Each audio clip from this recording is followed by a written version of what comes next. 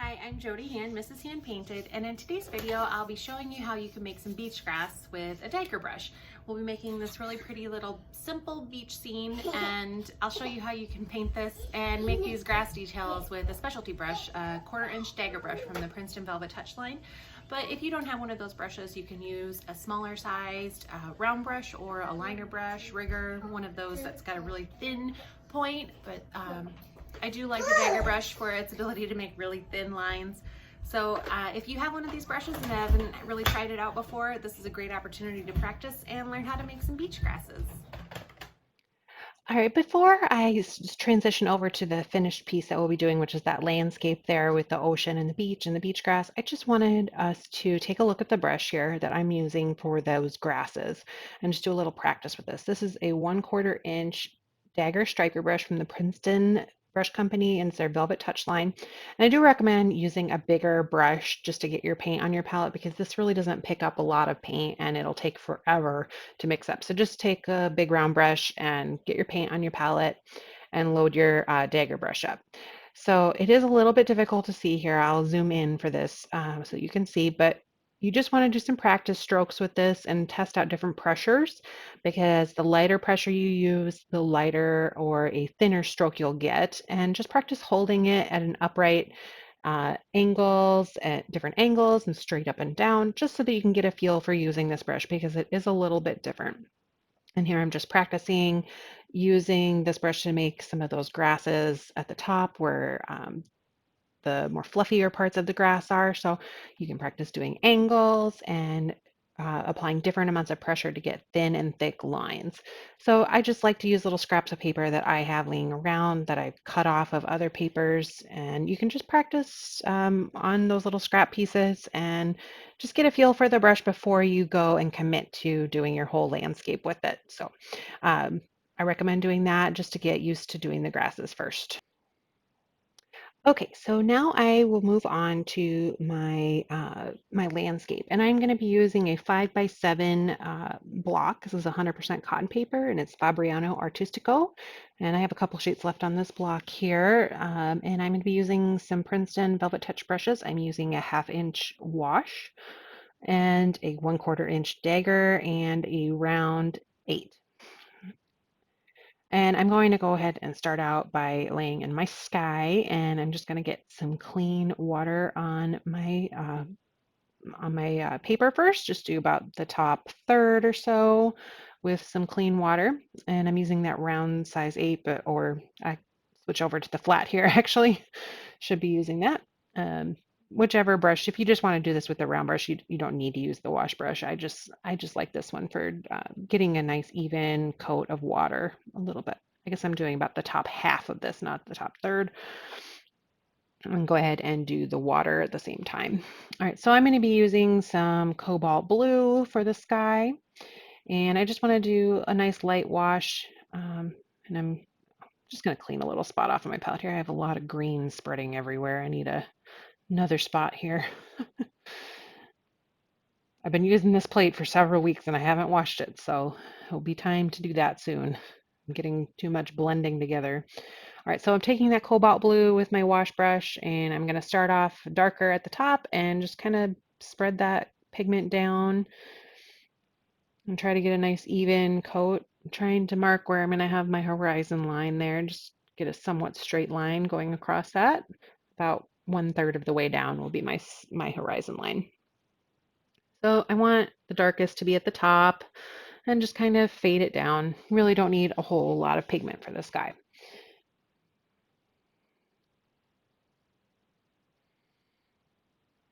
And I'm going to add some clouds in by taking my paper towel and lifting off some of the paint. So just kind of crunch it up in a way and try to make some fluffy cloud shapes. And if you take too much away and you don't like it, you can always just go right back over the top and do that step again. Uh, After a certain point, though, you will start have some staining in your paper and some issues with the paper. So try to only do it once or twice if possible. And if you want, you can even add in a little more pigment in some of your areas that are blue just to accentuate those clouds. All right, so for the water, I'm going to take some Prussian blue and just kind of mix that in there with my cobalt blue.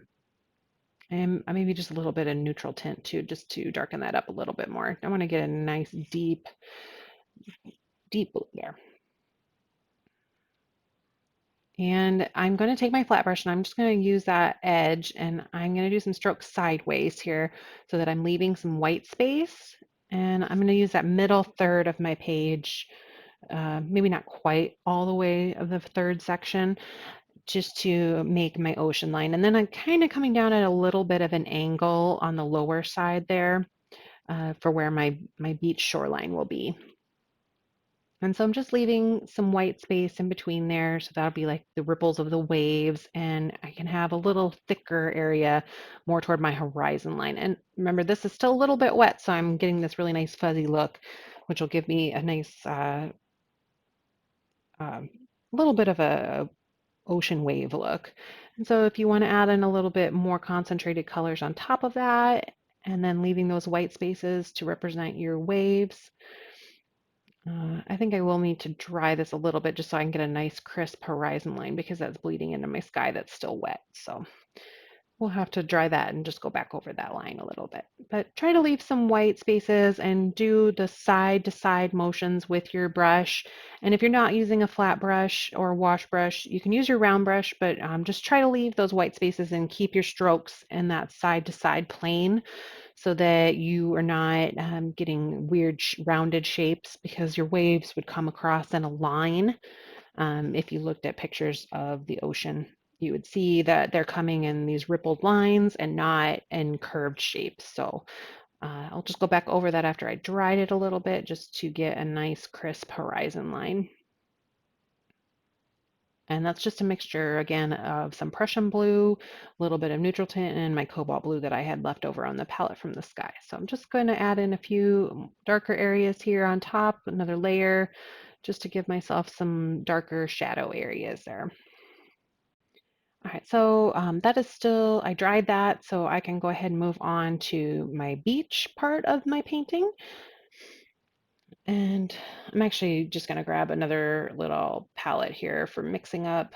I'm getting some sepia, or a dark brown here, and I'm going to be mixing that. I didn't have a good spot to lay that on this palette, so I'm just getting another little plate.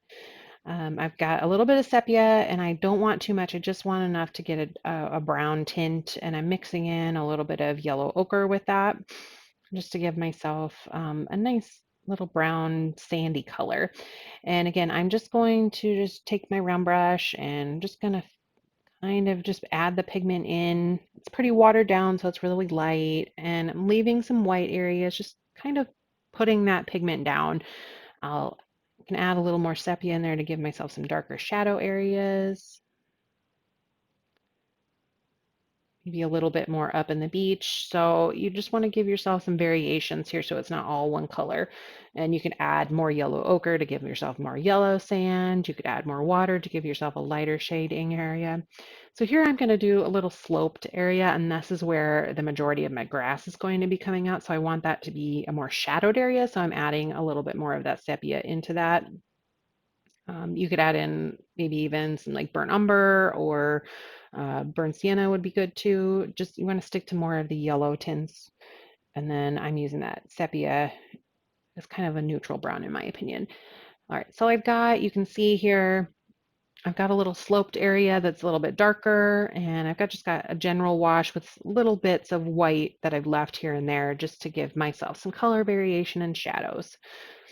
And I do want to let this dry before I go and put my grasses on, because if I put the grasses on that, it's just going to all bleed into my sand and I won't have nice crisp grass blades. So either you'll need to wait for that to dry, or if you have a heat tool or a dryer handy, go ahead and dry that part. I'm just making sure I have that nice and dry. All right, so now I'm going to switch over to that dagger brush. And like I said in the little demo, it's better to take a bigger brush to get your pigment. I'm using some undersea green here for my green, but use whatever green you want. You can do brown grasses if you wanted. I'm just doing this. It's a nice olivey green, darker color that I really like. And I'm going to do my grass stripes coming out of those shadowy areas. I'm going to have a few little clumps and just kind of have them going in different directions. Not all the grass will be going straight up. There'll be some that's blowing over in the wind. There'll be others that are going straight up. And then after you do a little clump here, you can go back into that same color that we used for our sand and just add a little shadow at the base of that clump just to kind of show the sand is a little more mounded up there where the grass is growing. So you can just add a tiny bit of that very watered down sepia yellow ochre mixture to make a little shadowy area. And you can have some coming up from the bottom edge that might be, we don't see the base of them, but they're coming up from the foreground somewhere below us. And just kind of add some different little clumps, and then you can add some little shadows as you go in there with your beach color.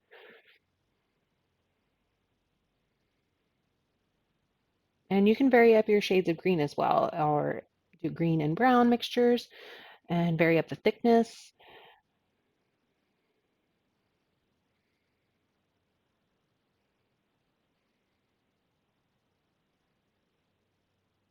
And I will share my inspiration photo. I'll put a link to that. I just found is a photo off of, I think, Flickr, and I just found it on Pinterest. And you can use that just to kind of give yourself an idea of how the grasses would be clumped together.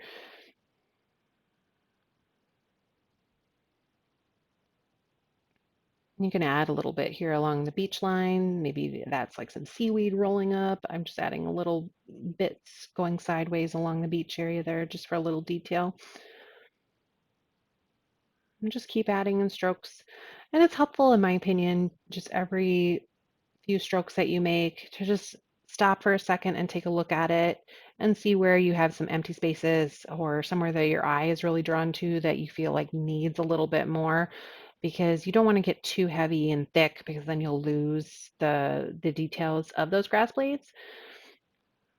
And so I'm doing some that are short, I'm doing some that are a little bit medium length, and then I will add in some tall grasses that have the that have gone to seed, that have that fuzzy tops on them. So I'll add that in here after I finish some of these smaller grasses.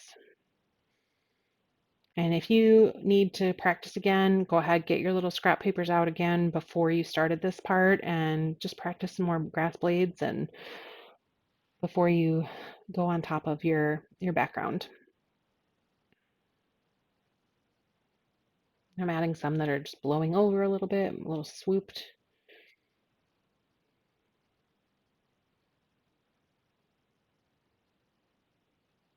And just try to be very light-handed with this. You don't want to do a lot of pressure. You want to have some nice thin grass blades. All right, I want to do some brown grasses in here. I had some leftover. I think that might be some sepia or some burnt umber. I don't remember what was sitting there on my palette. I just had some brown left over from a previous painting. I'm going to add some taller grasses in there that I can put some of those tufts at the top on.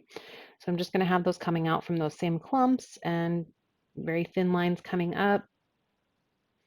And then I'll kind of turn my brush on its side a little bit just to use that point and try to do those little, the frilly tufts that are at the top of the grass.